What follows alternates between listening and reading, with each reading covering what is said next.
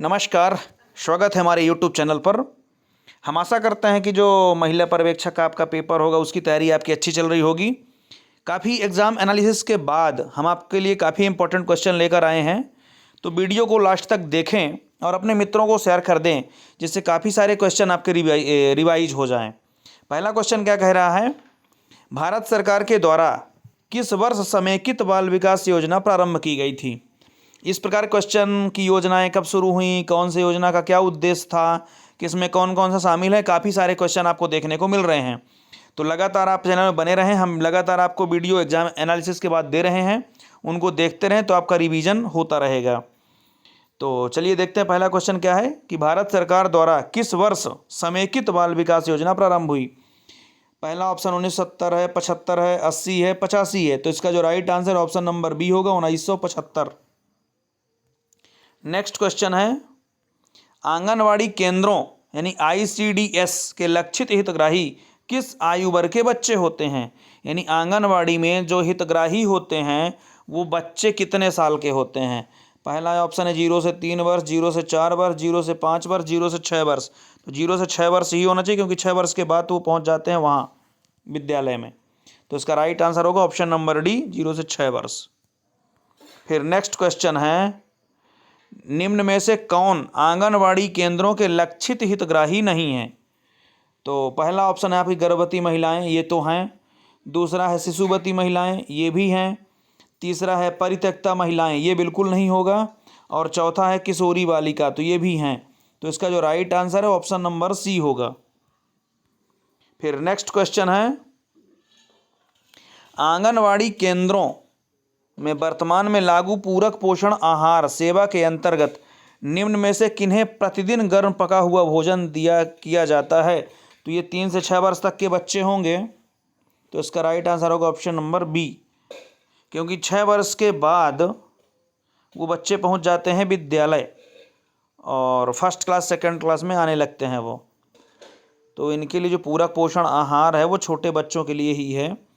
फिर नेक्स्ट है, मुख्यमंत्री कन्यादान योजना का उद्देश्य क्या है। तो पहला ऑप्शन है आपके निर्धन परिवारों के कन्याओं के विवाह के संदर्भ में होने वाली आर्थिक कठिनाइयों का निवारण, बिल्कुल सही है। फिर सेकंड है, विवाह के अवसर पर होने वाले फिजूल खर्ची को रोकना, ये भी सही है। बाल विवाह एवं दहेज के लेन देन को रोकना, तो ये भी सही है। तो इसका राइट आंसर होगा उपर्युक्त सभी। फिर नेक्स्ट क्वेश्चन है, मुख्यमंत्री कन्यादान योजना का लाभ प्राप्त करने के लिए निम्नलिखित में से कौन सी आवश्यक शर्त नहीं है। कन्या BPL परिवार की हो, ये होना चाहिए। कन्या की उम्र 18 वर्ष से अधिक हो, ये भी होना चाहिए। वर BPL परिवार का हो, ये भी ठीक है लगभग। फिर नेक्स्ट ऑप्शन क्या कहता है, कन्या अपने परिवार की लाभान्वित होने वाली पहली या दूसरी बेटी, ये भी होना चाहिए। तो सी हो सकता है, तो यही होगा, क्योंकि यहाँ पे जो बात कर रहा है वो कन्यादान योजना के लिए किया रहा, तो यहाँ पे बर के लिए लिखा हुआ है। तो यही इसका राइट आंसर होगा, ये आवश्यक शर्त नहीं होगा। फिर नेक्स्ट क्वेश्चन है, बालिका मौल योजना तथा गर्ल टू गर्ल अप्रोच किस योजना के 2 प्रभाग हैं। तो ये जो दोनों प्रभाग हैं ये किशोरी शक्ति योजना के हैं। फिर नेक्स्ट क्वेश्चन है, महिला एवं बाल विकास विभाग द्वारा किस स्तर पर महिला जागृत शिविर जो हैं आयोजित किए जाते हैं। तो ग्राम पंचायत पर भी किए जाते हैं, जनपद पर भी किए जाते हैं, जिला पर भी किए जाते हैं। तो इसका राइट आंसर होगा उपर्युक्त सभी। फिर नेक्स्ट क्वेश्चन है, नारी निकेतन में कितने वर्ष से आयु की अनाथ कन्याओं, निरक्षित, परित्यक्ता, अविवाहित माताओं, समाज से प्रताड़ित महिलाओं आदि को आश्रय एवं सहारा प्रदान करने तथा उन्हें पुनर्वास के लिए किया जाता है। तो इसका जो राइट आंसर होगा वो 16 वर्ष का होगा। फिर नेक्स्ट है, शासकीय बाल संरक्षण गृहों में किस रोग से पीड़ित दंपतियों के 18 वर्ष तक आयु तक के स्वस्थ बच्चों को उनके माता पिता से अलग रखकर उन्हें स्वस्थ वातावरण उपलब्ध कराया जाता है।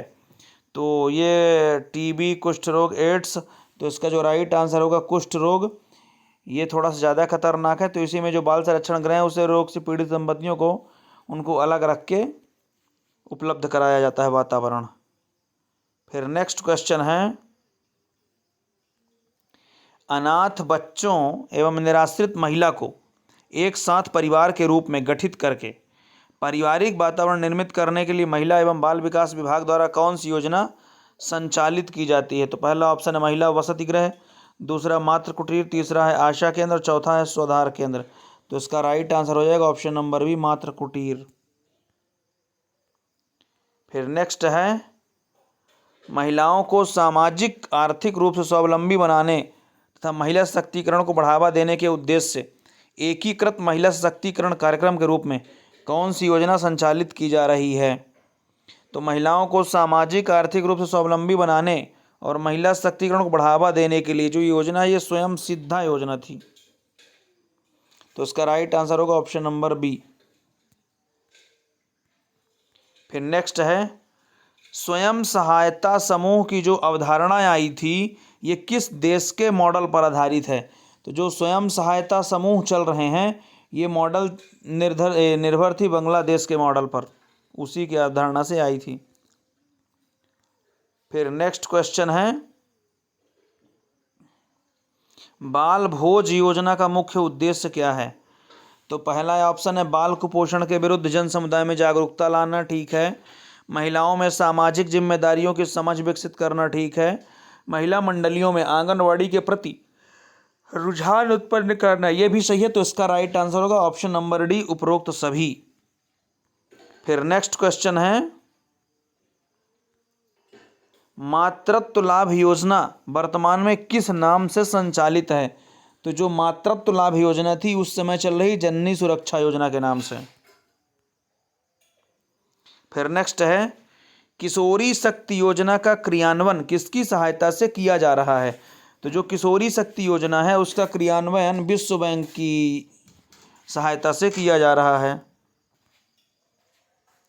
फिर नेक्स्ट है, राज्य की असंगठित महिलाओं को संगठित कर महिलाओं का सामाजिक और आर्थिक सशक्तिकरण किस योजना द्वारा किया जाता है?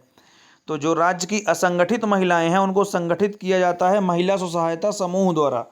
तो इसका राइट आंसर होगा ऑप्शन नंबर ए। फिर नेक्स्ट क्वेश्चन है, महिलाओं को उनके कानूनी अधिकार प्रावधानों के प्रति जागृत करना एवं विभिन्न योजनाओं की जानकारी देकर जागृत एवं सक्रिय बनाना किस योजना का दायित्व है? तो ये है महिला जागृति शिविर।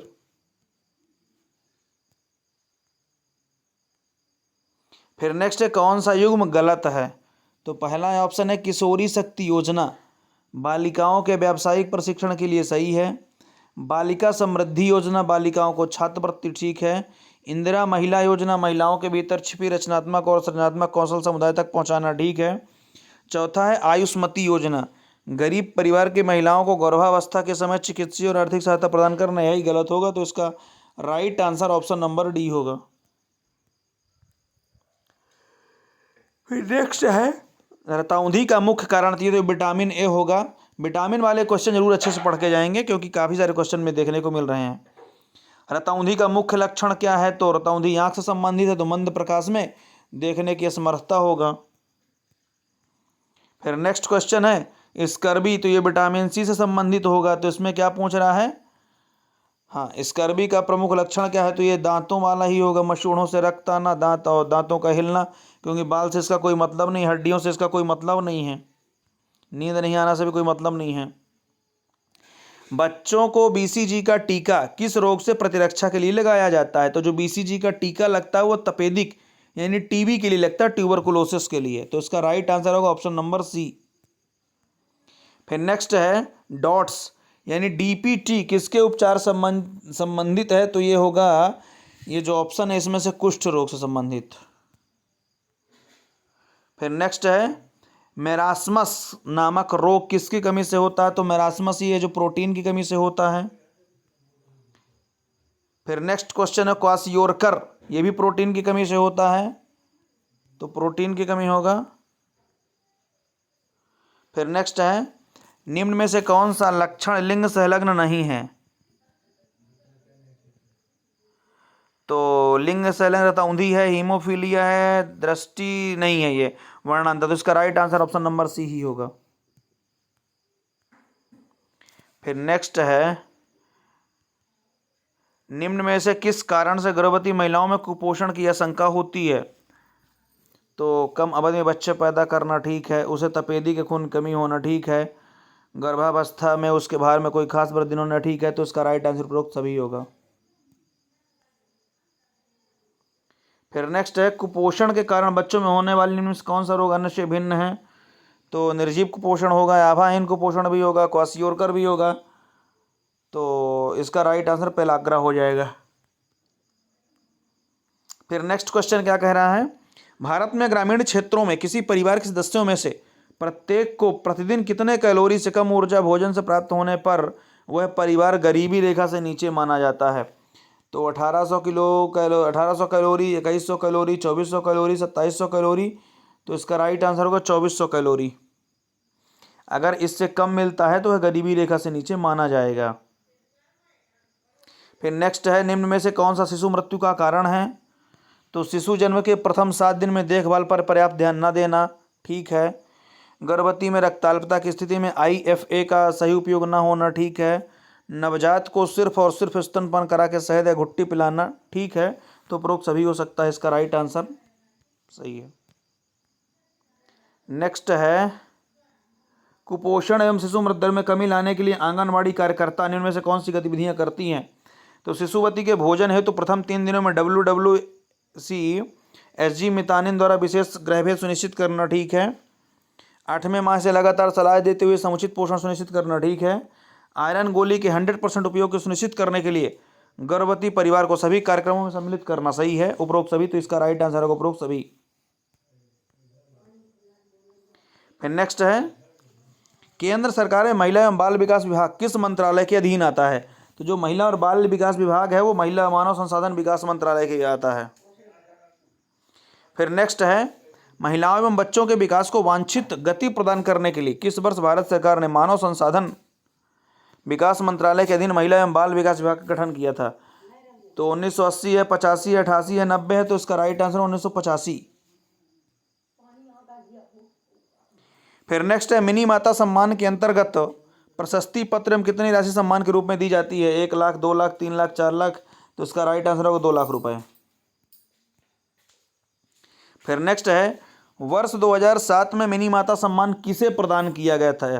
तो इसका जो राइट आंसर होगा वो बुधरी मताती होंगी, इनको याद रखेंगे थोड़ा सा। फिर नेक्स्ट है, ओडिशा विश्व बैंक की सहायता से सन 1980 से चलाई जा रही है महिला बाल विकास परियोजना का देश भर में चलाया जा रहा है।